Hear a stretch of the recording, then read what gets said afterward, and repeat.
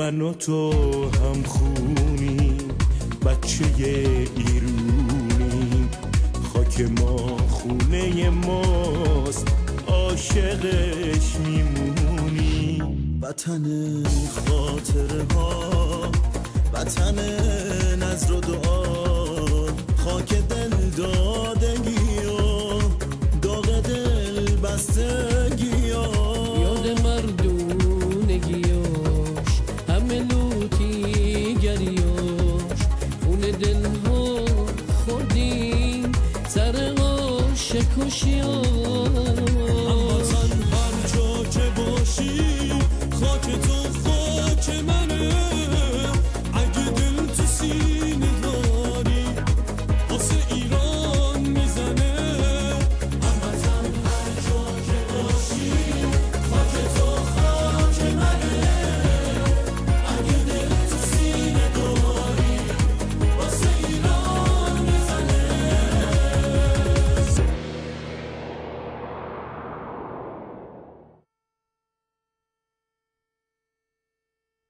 سلام ایرانیکن، در خدمت شما هستیم با برنامه ایرانیکن لایو، برنامه‌ای که ما به کمک شما جوانای ایرانی مسائل مختلف رو باز می‌کنیم، راجبش بحث می‌کنیم و امیدواریم که به نتیجه‌هایی برسیم. مسائل مختلف اجتماعی، مسائلی که هر روز باهاش سر و کار داریم. We raise questions, we discuss it with you and among ourselves, we try to get a conclusion. Iman, thank you very much. Lately, I have been hearing a lot about Iranian female runaways here in the United States.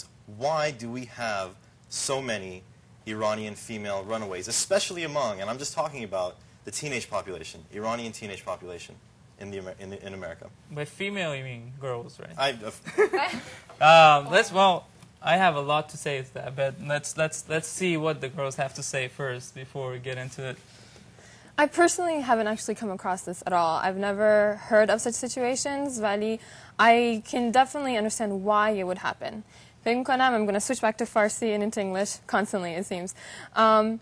It seems like it's the same old problem that a lot of the people who are coming from a lot of traditional countries, a lot of countries in the Middle East are facing. Their children feel a humongous generation and cultural gap between themselves and their parents, especially coming from, Iran, a very traditional society. Parents are coming into this country trying to raise their children with a lot of traditional and conservative values.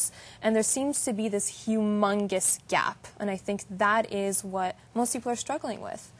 And I think that could be one of the, major roots of this problem. I myself haven't heard too much about these teenage girls running away. But I know when I was growing up, there was many times where I wanted to pack up and leave because I'm living in America and my mom is trying to raise me in this traditional Iranian way and I'm like so confused. I'm trying to obey her, but at the same time I'm trying to be an American girl and I'm like, what do I do? I need to just leave. But obviously I never would because that dampay would come right after. To the dampay. That was the worst. I never got the bashab tree. But yeah, there's, and I think it's very hard for the parents. I mean, it's really, I try to think myself, what would I do when I have children, but how do you set that limit when you as a parent make a choice whether you have been in America or you come to America, you bring your children here, but you always want them to hold those Iranian values, hold the Iranian culture that you have. So you're kind of stuck in that. And I think it's especially difficult for those parents who were not raised in the U.S. themselves. I think it would be slightly easier for us to raise our children. We know, where the boundaries are. We're familiar with American culture. But parents who come straight from Iran, coming to the U.S., hoping to, start a better future for their children. And then they're like, okay, we're going to have them kind of marry the way we want them to marry. We're going to have them, follow a lot of the same kind of traditions. But at the same time, we want to be open-minded. We want our children to be raised in this country. We don't want to close a lot of opportunities to them. And it seems to me that a lot of times they're not making the right decisions on where to leave the door open and when to leave it closed. می‌دونی من فکر می‌کنم که بعضی موقع اتفاقی که میفته اینه که تمام این ارزش‌ها و این مثلا روش‌های سنتی که مادر پدرای ایرانی دوست دارن بچه‌هاشون رو با این چیزا بزرگ کنن میتونه خیلی خوب باشه، میتونه خیلی ارزش‌های خوبی باشه، میتونه خیلی مورد استفاده قرار بگیره. ولی یه مشکلی که من شخصا خیلی دیدم توی بچه‌ها و مادر پدرها متاسفانه اینه که به فرض مثلا بچه‌شون از سن 4-5 سالگی یا هر موقعی که شروع می‌کنن بهشون این چیزا رو یاد دادن، شروع میکنن یاد دادن همه این اخلاق و رفتار و ارزش‌ها رو بهشون یاد میدن تا 15-16 سالگی. منتها نمیدونن کی باید دیگه قطعش بیستن کنن. قطع کنن و اجازه بدن که به اصطلاح بچه‌شون خودش تصمیم بگیره که حالا میخواد چیکار کنه. این یکی از بزرگترین مشکلاتی که من میبینم که من مثلا دیدم بچه‌ای مثل خودم که میان مثلا میگن بابا اصلا مامان بابای من به من اجازه نمیدن که من برم مثلا منو تست کنن ببینن حالا من اگه برم امشب بیرون مثلا بگردم و بچرخم بیام چه اتفاقی برام میفته، من سالم برمیگردم یا نمیگم. میگه حتی اون اجازه رو به من نمیدن. یعنی متأسفانه ریستریکشن تا حدیه که این هم بهش یاد دادن ولی هنوز they can't let go. مثلا نمیگن که حالا ببینیم نتیجه این کار ما چی شد. Let me put this a little bit more back into context. We're talking about why are there so many Iranian runaways, specifically female runaways, but let's examine that for a minute. Why female? Do parents take it that much easier on sons than they do on daughters? Are they given more privilege? Are they allowed to have boyfriends and girlfriends early on, go hang out with friends late at night? Personally, I think that's exactly what the case is. You ask any teenage Iranian girl here in the United States, it doesn't matter if they were born here, if they were brought here by their parents, they're going to tell you that my parents are unbelievably strict. I can't go out at night. I can't stay out late. I can't have a boyfriend. And if I go out with my friends, there has to be supervision there. It's ridiculous, but when it comes to the guys, it's almost encouraged. They're allowed to go out and have girlfriends. They're allowed to go out and be, you know, partying with their friends incredibly late and come home, and the parents really don't mind. The guys have to be out there exploring. This is some sort of sexism. This is in-home sexism. This is definitely personally, I think this is what feeds to it. I think it's something. I think it's definitely true. I mean, as a girl, I can attest to that it is definitely true. I was in Iran for half of my life, and I came here. I've been in and out, but I've definitely felt what it's like to be in Iran, and I think sometimes it's easier to live that kind of lifestyle in Iran, even though people struggle a lot with the kind of sexism that does exist there. But that's the way that all of your peers are treated.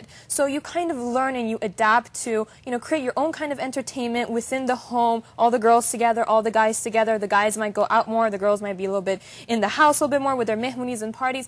But when you come into the U.S., that just becomes that much more challenging. You're in a community where, the guys go out with the girls. All the activities are so much intermixed, and then all of a sudden, you're letting your guy friends go out, but you can't go along with them. And that creates a lot of friction. I think the culture is just creating a lot of friction, and it's causing a lot of problems, especially for the females. دقیقاً من فکر کنم همین کلمه‌ای که گفتی فرهنگ یعنی توی فرهنگ ماست این موضوع که در حقیقت اگر نگاه کنید به مثلا سالها قبل توی ایران و حتی شاید توی خیلی از کشورهای دیگه خانم‌ها همه مثلا توی خونه بودن، توی خونه میشناسن، زیاد بیرون نمیرفتن، حتی بعد از اینکه ازدواج میکردن.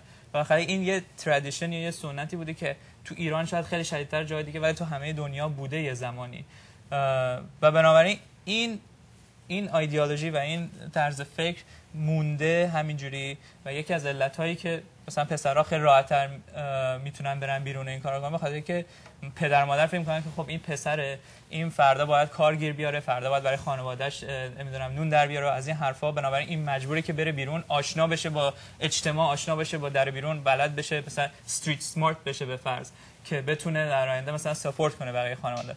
ولی در صورتی که برای دختر همچین فکری نمی‌کنن، مثلا دختر نه چه دلیلی داره، دختر بعدن شوهر میکنه، بعد مثلا شوهرش براش میاره، براش پروواید میکنه مثلا این حرفا. در صورتی که تو جامعه آمریکا اینجوری نیست. That's not the kind of lives that we're living, and that's not the kind of lives we're training our children to have. Where دخترها هم اندازه پسرها دانشگاه میرن، هیچ اختلافی بین میزان تحصیلاتشون نیست. They're expected to attain the highest degree. They're expected to go into their job interviews and compete with a lot of guys for the same jobs. So we have that expectation. In fact, we bring the children to this country hoping that the women are going to thrive just as much as the men. And yet there is a little bit of, that fear of, but am I going to let my daughter, into the society the same way that I allow my son? Now, do I personally think it should be exactly equal? Probably not. I mean, the reality of the world is not that it is identical. The world does not treat men and women the same way. So you have to be, you have to be considerate of that. But how far do we take it?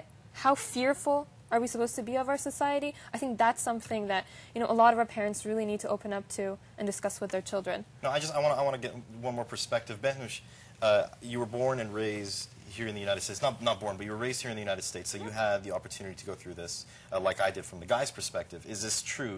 Are guys treated with more privilege in Iranian families than the girls are? I mean, do you feel that disconnect? You have a Well, brother? I have a brother, and Okay. my mom has always made a point to say, I treat you both the same, you know, and she wants to, and I know she thinks she makes an effort to do so, but there's always that, you know, after school, when it was 3 o'clock, I was supposed to be home at 3:05, and my brother was able to go and play baseball. I think it was more that she knew what the outside activities were. He was very into sports, so when he had free time, he was playing sports, but I guess, I don't know if this was her mentality, but this is from my friends, when we talk about it, what our mothers think is they say that boys will, when they have free time, go play sports and go do boy things. Girls, when they have free time, will go and do boy, like, you know, they'll go and want to go shopping or do this, which is mostly not the case, but that's kind of the separation that was put. So even though my mom tried, yeah, there was that, you know, favoring the brother, or not favoring, giving him a little bit more freedom. But even when I was talking to Elham, there's always that huge difference in the way that some parents totally give their kids freedom and want to give them freedom because they want to say, hey, I brought my child to America, I want them to live the American way.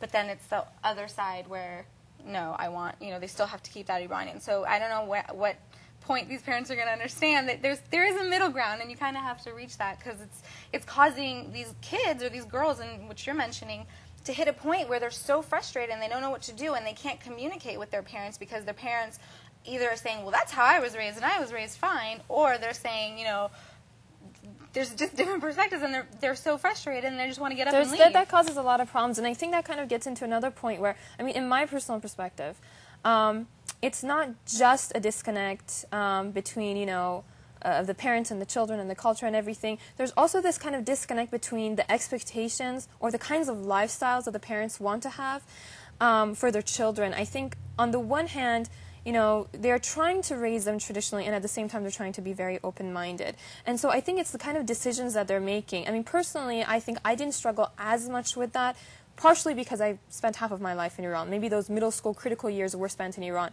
But I think my parents did a really great job of also surrounding us by the same kinds of people that they wanted us to be with, I mean, or the kinds of people they wanted us to be. So, I mean, I was raised somewhat traditionally, and, you know, maybe certain behaviors or, you know, activities that I was involved with was different from, you know, peers at my school. But I think my parents did a really good job of making sure that I had friends that were involved with the same kind of activities, that the people they associated with were involved in the same kind of things. And we were such a tightly knit community that a lot of times, you know, I felt very American, but at the same time I really associated myself with a different group of people. And so it wasn't as difficult. I didn't feel like I had to struggle as much. And I see that with very traditional communities, whether they're Pakistani or they're Indian or African or whatever, or they're, you know, Jewish or Muslim, some of them don't seem to struggle as much, as because they're surrounded by the same group of people. And when you kind of don't have that community, and your children are, you know, they're trying to live amongst these very American people, and yet you're maintaining some of these Iranian values, it can be very, very difficult. Okay, I'm gonna go ahead and cut the discussion off right here. So I think you kind of have an idea of the point that we're trying to make. If you are a young American living here in the United States, it does matter if you're a guy or a girl in terms of how your parents think of you. So we're going to discuss this sexism and privilege within the Iranian family a little bit later in the show. But right now, we've got a clip for you. We're going to talk about some more of the entertainment that you're going to see here on Iranican. One of the subjects are going to be hot topics in the Iranian community. Iran-Israel relations, the Iranian flag, whether it's the flag with the lion and the sword on it or with Allah printed across the middle. We've got a clip for you here about some of the hot topics we're going to be discussing on Iranican. So stay tuned. We will be back in a couple minutes. Nobody's home, and I feel lost inside. There's a clock counting down what's left of time. When you're alone, it's easy to hesitate. I think that all this publicity and all these people that bring their food, it's not what Sexism is about. منظور وقتی میری سیزده بدن نیست که بری برقصی و مثلا بری غذا اونجا بخری. خب غذا خودتو بیار، برو باربیکیو کن، بشین با مامان بابات حرف بزن، بشین با خواهر برادرت حرف بزن. تو ایران فکر نکنم برن مثلا سینگر اندیو بیارن. این 5-6 سال من دیگه نمیرم سیزده بدن، خوش نمیگذره. اینقدر مردم میرن لباس میپوشن، میرن اونجا میرقصن انگار که داره میری پارتی. من میخوام با لباس شورت برم، کفش راحت بپوشم، برم بازی کنم و خوش بگذرونم. You enjoying the program? Yeah. Really? We just got it actually. How Iranian are you? I'm an Indian. French. Oh, nice. Are you liking the festive so far? What do you like about Iranians the best? They're cool. Yeah, because of who? Just be honest. Is it really because of the women? You gotta be honest. Really, yeah.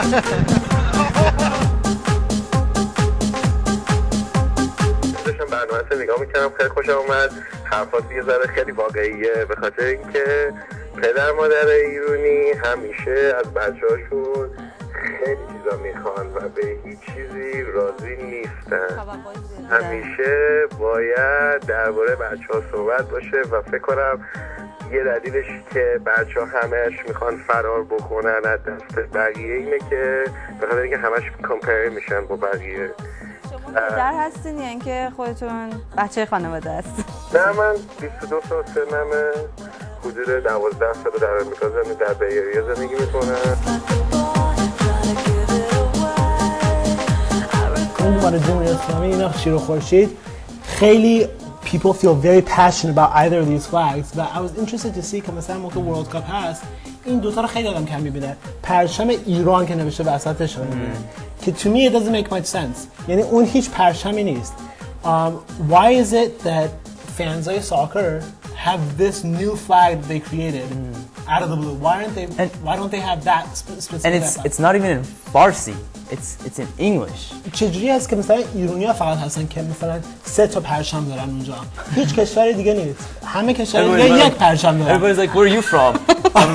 Pretty much the worst thing in Iran can say, I'm from Persia. Persia?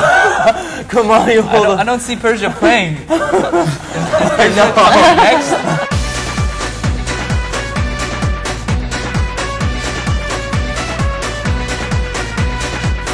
دو تا چیز بود interesting to this club. Actually one of them you recognize. همه پرچم‌ها که نشون میدادن همین چیزی که ما تو آلمان دیدیم امسال بود که بالا سبز و سفید و قرمز و ایران. I think the purpose they're trying to be non-political ولی indirectly they're becoming political. And I'm sure if you don't agree with us give us a call. We'd love to hear from you. بکنیم why are you living here?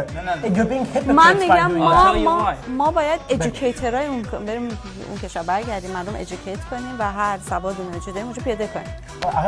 Okay, that's beautiful. یعنی theoretically that's beautiful. اگه اونطوری believe میکنین why don't you guys pack your bags and go live there? چرا برای که الان هنوز اون موقعیت رو هم از لحاظ so you want both ways. نه گوش بده حرفم موقعیت رو نه از لحاظ دانشمون پیدا کردیم هنوز نه از لحاظ نمیدونم اون قدرت سیاسی پیدا کردیم. فکر میکنم برای من دلیل اول educationه یعنی خودم رو هنوز در اون مرحله اون بالا نمیبینم که بخوام برم ایران و بگم okay this is the way and I think this is the right way and you have to do it.